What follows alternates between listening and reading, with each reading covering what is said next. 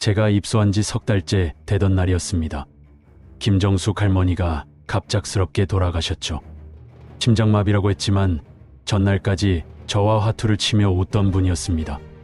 그리고 장례식장에서 들은 한마디.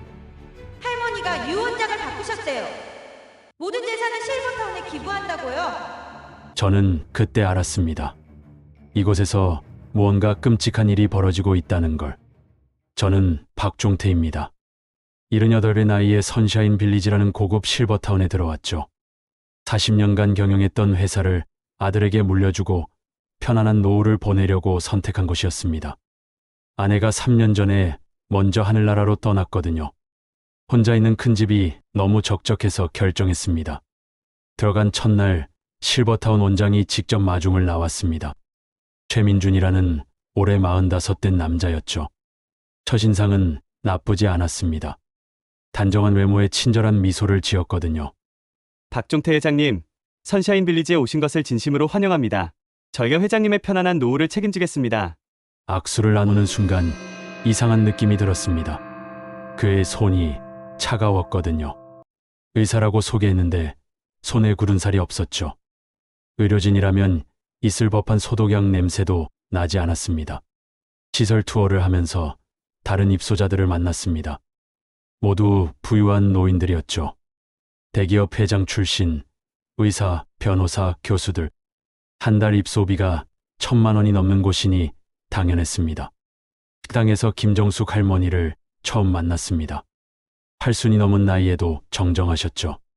새로 오신 분이시네요? 저는 김정숙이에요. 벌써 1년째 여기 있답니다. 반갑습니다. 박종태라고 합니다. 김할머니가 주위를 살피더니 목소리를 낮췄습니다. 여기 뭔가 이상해요. 조심하셔요. 무슨 말인지 묻기도 전에 원장이 다가왔습니다. 김정숙 할머니, 약 드실 시간입니다. 제가 안내해 드릴게요. 김할머니의 표정이 굳어졌습니다. 마지못해 일어나 따라가는 모습이 불안해 보였죠. 첫날 밤 배정받은 특실에서 저는 잠을 이루지 못했습니다. 김할머니의 말이 계속 머릿속을 맴돌았거든요. 창밖을 보니 원장실에 불이 켜져 있었습니다. 새벽 2시였는데도 말이죠. 다음날 아침 헬스장에서 이영자 할머니를 만났습니다. 75세 전직 교수였죠. 어제 오신 박 회장님이시죠? 저는 이영자라고 합니다. 네. 저도 반갑습니다. 이 할머니가 런닝머신에서 내려오며 땀을 닦았습니다. 여기 입소자들 대부분이 부유한 독거노인들이에요. 자녀들이 있어도 멀리 살거나 관심이 없는 경우가 많죠. 그렇군요. 저도 비슷한 처지입니다. 원장이 굉장히 친절하죠. 하지만 너무 친절한 건 의심해봐야 해요. 또 다른 경고였습니다. 도대체 이곳에 무슨 일이 있는 걸까요? 점심시간 정복순 할머니와 같은 테이블에 앉았습니다. 73세 전직 사업가였죠. 박 회장님, 사업하셨다고 들었어요. 저도 작은 무역회사를 운영했었죠. 아, 그러셨군요. 정할머니가 주위를 둘러보고 속삭였습니다. 원장이 개인 정보를 너무 많이 수집해요. 재산 상황, 가족 관계, 건강 상태까지. 의료 목적이라고 하지만 과도합니다. 저녁이 되자 원장이 제 방을 찾아왔습니다. 회장님, 첫날은 어떠셨습니까? 좋습니다. 시설이 훌륭하네요. 감사합니다. 아, 이 서류들 좀 작성해 주시겠어요? 의료 기록과 비상연락망 관련입니다. 서류를 보니 재산 상황을 묻는 항목들이 많았습니다. 부동산, 예금, 주식, 심지어 금고 비밀번호까지 적는 란이 있었죠. 이런 것까지 필요한가요? 응급 상황 시 가족들에게 연락하기 위해서입니다. 믿고 맡겨주세요. 뭔가 석연치 않았지만 일단 기본 정보만 적어서 돌려줬습니다. 그날 밤 복도에서 이상한 소리를 들었습니다. 신음소리 같기도 하고 울음소리 같기도 했죠. 문을 열고 나가보니 간호사가 황급히 다가왔습니다. 회장님, 무슨 일이세요? 이상한 소리가 들려서요. 아, 치매 환자분이 가끔 그러세요. 걱정 마시고 주무세요. 하지만 그 소리는 치매에 걸린 환자의 것이 아니었습니다. 너무나 절박하고 고통스러운 소리였거든요. 입소한 지 일주일이 지났습니다. 점점 이상한 점들이 눈에 띄기 시작했죠. 원장 최민주는 의사라고 했지만 기본적인 의학 용어도 제대로 모르는 것 같았습니다. 어느 날 고혈압 약을 받으러 의무실에 갔습니다. 마침 원장이 간호사와 대화 중이었죠. 환자 혈압이 200이 넘는데 어떻게 해야 할까요? 간호사가 당황한 표정으로 대답했습니다. 원장님, 수축기 혈압 200이면 당장 응급실로 보내야 합니다. 아, 그래요? 그럼 그렇게 하세요. 의사라면 당연히 알아야 할 기본 상식을 모르고 있었습니다. 저는 일부러 물었죠. 원장님, 어느 의대를 나오셨습니까? 아, 저는 서울대 의대 출신입니다. 그래요. 여퇴세요. 제 조카도 서울대 의대 교수인데 원장의 표정이 순간 굳었습니다. 오래전 일이라 정확히 기억이 안 나네요. 바쁜 일이 있어서 먼저 가보겠습니다. 황급히 자리를 떴죠. 확실했습니다. 이 사람은 의사가 아니었습니다. 그날 저녁 김정숙 할머니와 정원을 산책했습니다. 김 할머니, 원장이 의사가 맞을까요? 저도 의심스러워요. 지난달에 조할아버지가 쓰러졌을 때도 제대로 응급처치를 못했거든요. 조할아버지는 지금 어디 계신가요? 김 할머니의 표정이 어두워졌습니다. 돌아가셨어요. 갑작스럽게. 그런데요? 돌아가시기 전날 저한테 이상한 말씀을 하셨어요. 유언장을 바꿨다고. 실버타운에 모든 재산을 기부한다고요. 충격적인 이야기였습니다. 본인이 사로 바꾼 거였을까요? 글쎄요. 조할아버지는 아들을 무척 아끼셨거든요. 그런데 갑자기 아들에게는 한 푼도 안 준다니. 수상한 냄새가 났습니다. 저는 좀 더 조사해 보기로 했죠. 도서관에서 과거 신문을 찾아봤습니다. 놀랍게도 이 실버타운에서 지난 2년간 15명이 사망했더군요. 모두 자연사로 처리됐지만 대부분이 유언장을 바꾼 후 죽었습니다. 이영자 할머니가 도서관에 들어왔습니다. 뭘 그렇게 열심히 보세요. 과거 기사들을 좀 보고 있습니다. 이 할머니가 제 옆에 앉았습니다. 저도 조사를 좀 했어요.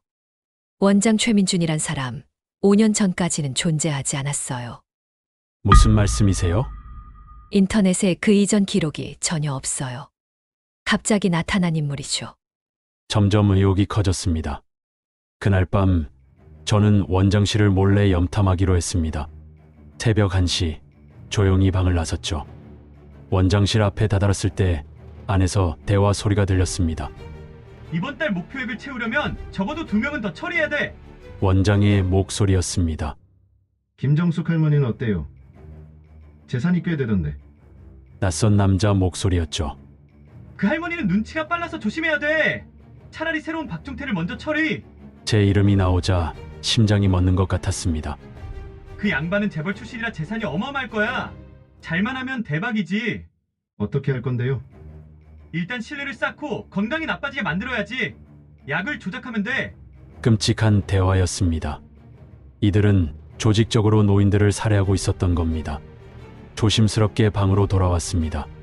당장 경찰에 신고해야 할까 고민했지만 증거가 부족했죠. 녹음을 하지 못한 게 후회됐습니다. 다음 날 평소처럼 행동하려 애썼습니다. 하지만 원장과 마주칠 때마다 소름이 돋았죠. 입소한 지 한 달이 되던 날이었습니다. 아침 식사 시간에 김정숙 할머니가 보이지 않았죠. 평소 일찍 일어나시는 분인데 이상했습니다. 김 할머니 안 오셨네요? 이영자 할머니가 걱정스러운 표정으로 대답했습니다. 아침에 간호사가 응급실로 모셨대요.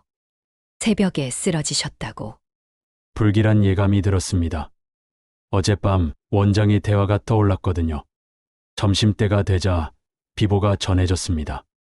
김정숙 할머니가 돌아가셨다는 겁니다. 심장마비라고 했죠. 어떻게 이럴 수가. 어제까지만 해도 정정하셨는데. 정복순 할머니가 눈물을 닦았습니다. 원장이 식당에 들어와 애도를 표했습니다. 안타까운 일입니다. 김정숙 할머니는 심장이 좋지 않으셨는데 새벽에 갑자기 발작을 일으키셨어요. 최선을 다했지만 거짓말이었습니다. 김할머니는 심장이 튼튼하다고 자랑하시던 분이었거든요. 장례식장에서 더 충격적인 사실을 알게 됐습니다. 김할머니의 아들이 울분을 토했죠.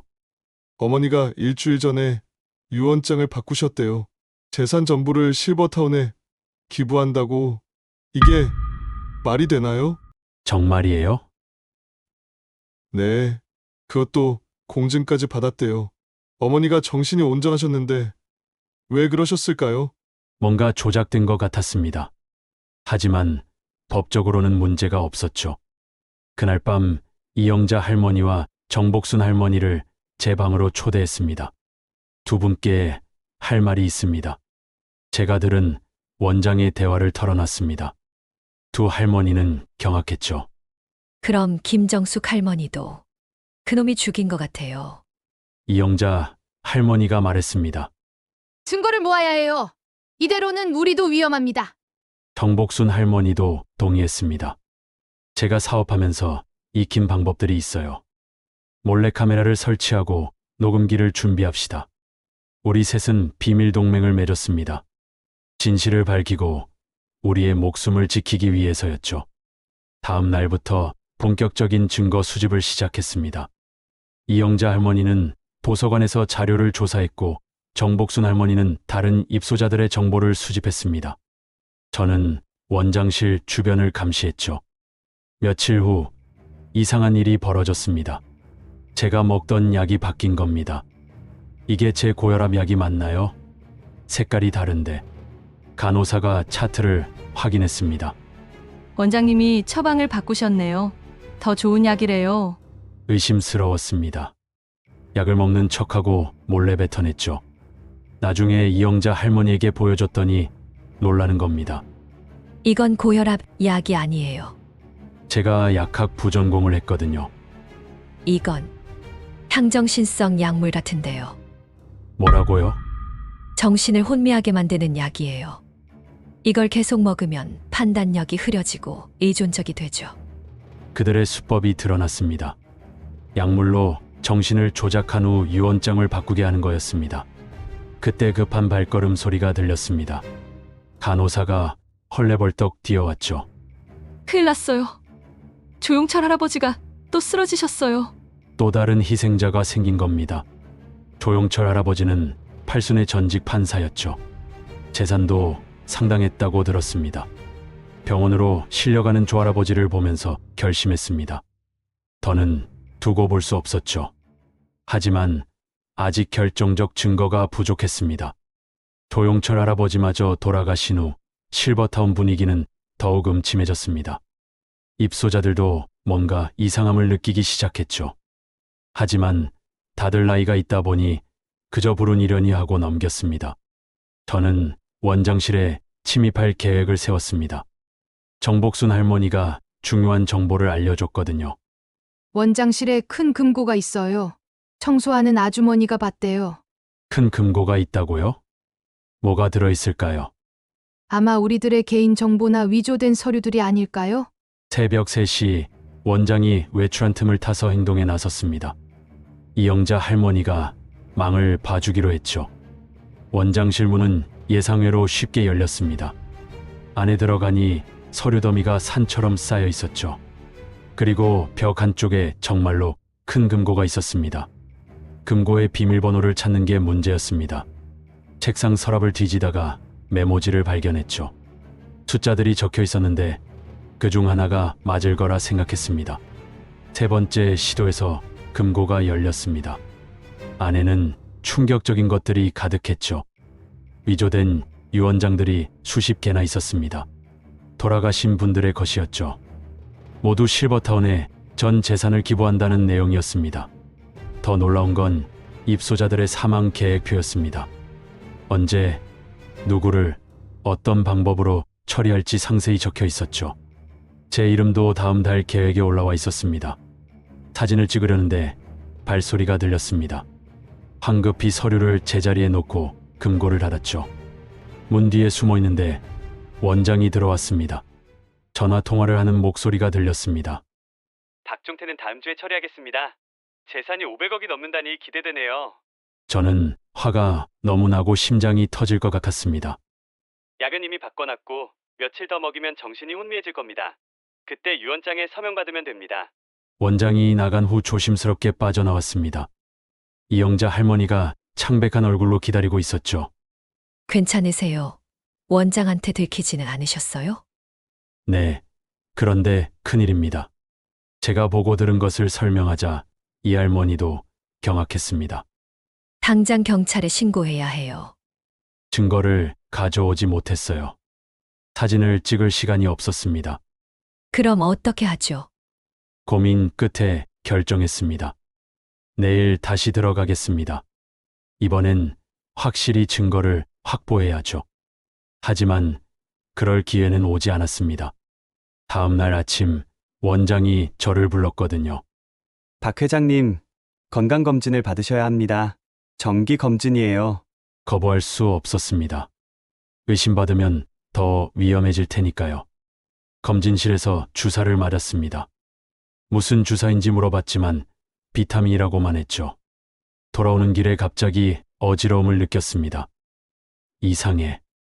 왜 이렇게 어지럽지? 간신히 방에 도착했는데 정신이 혼미해졌습니다. 침대에 쓰러지면서 생각했죠. 그들이 본격적으로 시작한 거구나. 약물 때문인지 며칠간 정신이 오락가락했습니다.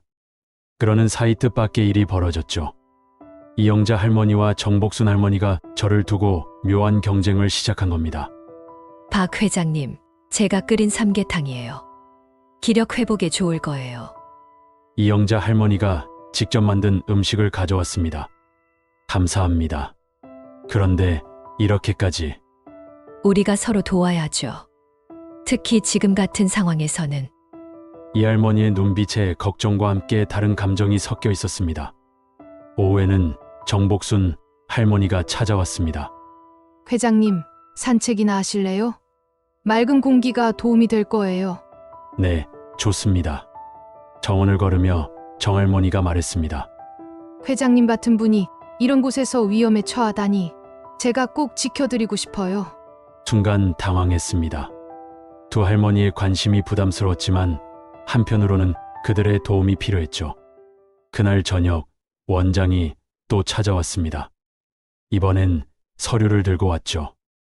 회장님, 재산 관리를 저희가 도와드리면 어떨까요? 편하실 거예요. 괜찮습니다. 아직은 제가 할 수 있어요. 원장의 표정이 굳어졌습니다. 약은 잘 드시고 계시죠? 네, 물론입니다. 사실 저는 이영자 할머니의 조언대로 약을 먹는 척만 하고 버리고 있었습니다. 원장이 나간 후 두 할머니가 동시에 제 방을 찾아왔습니다. 회장님, 이제 행동해야 해요. 이영자 할머니가 말했습니다. 맞아요. 더 늦기 전에 증거를 확보해야 합니다. 정복순 할머니도 동의했죠. 하지만 두 분은 서로를 경계하는 눈치였습니다. 영희 씨, 너무 나서지 마세요. 회장님이 부담스러워 하실 수 있어요. 복순 씨야말로 너무 들이대는 거 아니에요. 순간 분위기가 어색해졌습니다. 제가 중재에 나섰죠. 두 분 모두 고맙습니다. 우리 셋이 힘을 합쳐야 이 상황을 벗어날 수 있어요. 그때 밖에서 소란스러운 소리가 들렸습니다. 구급차가 와 있었죠. 또 누군가 쓰러진 겁니다. 이번엔 박정식 할아버지였습니다. 86세 최고령 입소자였죠. 역시 갑작스러운 심장마비였다고 했습니다. 이건 우연이 아니야. 이영자 할머니가 중얼거렸습니다. 박정식 할아버지도 어제 유언장을 바꿨다고 들었어요. 정복순 할머니가 덧붙였죠. 패턴이 명확했습니다. 유언장을 바꾸고 나면 며칠 내에 사망하는 거였죠. 박정식 할아버지의 죽음 이후 저희 셋은 더욱 조심스럽게 행동했습니다. 원장의 감시가 심해졌거든요. 하지만 포기할 수 없었죠. 시간이 없었습니다. 어느 날 오후 충격적인 장면을 목격했습니다. 창문 너머로 원장실이 보였는데 최민준이 누군가와 함께 서류를 조작하고 있었던 겁니다. 자세히 보니 치매 증상이 있는 윤모 할아버지였습니다. 원장이 윤 할아버지의 손을 잡고 강제로 서명을 시키고 있었죠. 이렇게 서명하시면 됩니다. 네, 잘하셨어요. 윤 할아버지는 무슨 일인지도 모르고 고개를 끄덕였습니다. 이제 할아버지, 재산은 모두 실버타운의 것이 됐네요. 옆에 있던 남자가 비웃듯 말했습니다. 법무팀장이라는 작자였죠. 저는 스마트폰으로 그 장면을 촬영했습니다. 드디어 확실한 증거를 잡은 겁니다. 급히 이영자 할머니와 정복순 할머니를 불렀습니다. 증거를 확보했어요. 이제 경찰에 신고할 수 있습니다. 하지만 그때 문이 벌컥 열렸습니다. 원장이 들어온 거죠. 무슨 모임을 하시나요? 차분하게 대답했습니다. 그냥 차를 마시고 있었습니다. 원장의 눈빛이 날카로워졌습니다. 박 회장님, 요즘 약을 안 드시는 것 같은데요. 무슨 말씀이세요? 매일 먹고 있습니다. 그런데 왜 정신이 너무 말짱하신 거죠? 보통은 이쯤 되면 말을 멈춘 원장이 씩 웃었습니다. 오늘부터 제가 직접 약을 먹는 걸 확인하겠습니다. 원장이 나가자 정복순 할머니가 걱정스럽게 말했습니다. 눈치챈 것 같아요. 위험해요. 오늘 밤 탈출해야 합니다. 이영자 할머니가 제안했죠. 하지만 그럴 수 없었습니다. 실버타운은 사실상 감옥이었거든요. 높은 담장과 경비원들, 그리고 나가려면 원장의 허가가 필요했죠. 그날 저녁 뜻밖의 손님이 왔습니다. 제 아들이었죠. 아버지, 안색이 안 좋으신데요? 아니다. 괜찮아. 아들 몰래 메모를 건넸습니다. 위험하다. 경찰에 신고해라라고 적었죠. 하지만 아들은 메모를 보고도 별다른 반응이 없었습니다. 아버지, 그런데 재산 정리는 하셨어요? 상속세 때문에 미리 준비하는 게 좋을 것 같은데. 순간 섬뜩했습니다. 설마 아들도? 원장님이 잘 도와주신다고 하더라고요. 저희는 아버지가 편안하게 계시는 게 최고예요. 아들이 원장과 한패였던 겁니다. 배신감에 몸이 떨렸죠. 아들마저 믿을 수 없다는 걸 안 순간 정말로 고립무원임을 깨달았습니다. 하지만 포기할 수 없었죠. 이영자 할머니와 정복순 할머니, 그리고 앞으로 희생될 다른 노인들을 위해서라도 싸워야 했습니다. 다음 날 원장이 직접 약을 들고 왔습니다. 자, 회장님, 제 앞에서 드세요. 선택의 여지가 없었습니다. 약을 입에 넣었죠. 하지만 혀 밑에 숨겼다가 원장이 나간 후 뱉어냈습니다. 그래도 약효가 조금은 있었는지 정신이 흐릿해졌습니다. 그 틈을 타서 이영자 할머니가 제 스마트폰을 가져갔죠. 증거 영상을 외부로 전송하기 위해서였습니다. 정복순 할머니는 다른 입소자들을 설득하기 시작했습니다. 여러분, 이상하지 않으세요? 왜 이렇게 많은 분들이 갑자기 돌아가시는 걸까요? 하지만 대부분은 믿으려 하지 않았습니다. 두려움 때문이었죠. 그날 밤 이영자 할머니가 급히 찾아왔습니다. 회장님, 큰일이에요. 내일 회장님을 정신병원으로 이송한다고 간호사들끼리 말하는 걸 들었어요. 뭐라고요? 치매가 심해졌다는 핑계로 격리시킬 계획인 것 같아요. 시간이 없었습니다. 오늘 밤 탈출해야 했죠. 정복순 할머니가 탈출 계획을 세웠습니다. 주방 뒤쪽 담장이 제일 낮아요. 거기로 넘어가면 됩니다. 하지만 경비원들이 제가 다른 쪽에서 소란을 피워 주의를 끌게요. 새벽 2시 작전을 실행했습니다. 정복순 할머니가 자기 방에서 일부러 넘어지며 소리를 질렀죠. 아, 도와주세요. 경비원들이 그쪽으로 달려갔습니다. 그 틈에 저와 이영자 할머니는 주방으로 향했죠. 하지만 담장 앞에 도착했을 때 원장이 기다리고 있었습니다. 어디 가시려고요, 회장님? 함정이었습니다. 우리의 계획을 알고 있었던 거죠. 이제 게임은 끝입니다. 원장 최민준이 비열하게 웃으며 우리를 둘러쌌습니다. 경비원 서너 명이 함께였죠. 탈출은 실패했고 이제 정말 위험한 상황이었습니다. 박 회장님은 너무 똑똑하셔서 탈이에요. 그냥 순순히 약이나 드시지. 당신들이 하는 짓을 그냥 보고 있을 수 없었습니다. 원장이 주사기를 꺼냈습니다. 그런 방법을 바꿔야겠네요. 이건 좀 독할 겁니다. 이영자 할머니가 앞을 막았습니다. 안 돼요. 이건 살인이에요. 할머니도 곧 차례가 올 거예요. 걱정 마세요. 그때 정복순 할머니가 나타났습니다. 손에 뭔가를 들고 있었죠. 모두 멈춰요. 경찰에 신고했어요. 스마트폰을 흔들며 소리쳤습니다. 원장이 당황했습니다. 거짓말 마세요. 여기는 신호가 차단되어 있어요. 저는 위성 전화를 가지고 있었어요. 사업할 때 쓰던 거죠. 정말이었습니다. 멀리서 사이렌 소리가 들렸거든요. 원장의 얼굴이 창백해졌습니다. 젠장, 모두 증거를 없애. 원장과 부하들이 황급히 사무실로 뛰어갔습니다. 서류를 태우려는 것 같았죠. 하지만 이미 늦었습니다.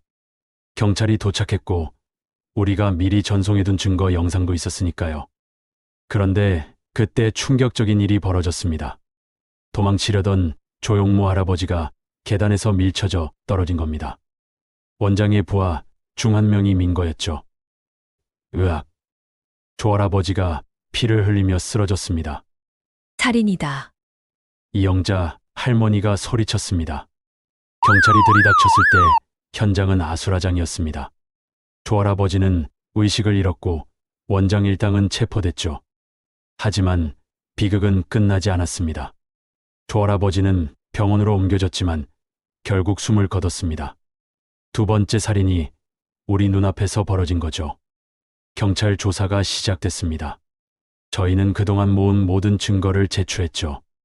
위조된 유언장, 불법 약물 투여, 살인 계획표까지. 하지만 원장은 끝까지 발뺌했습니다. 저는 그저 노인분들을 돌본 것뿐입니다. 유언장도 본인들의 의사였어요.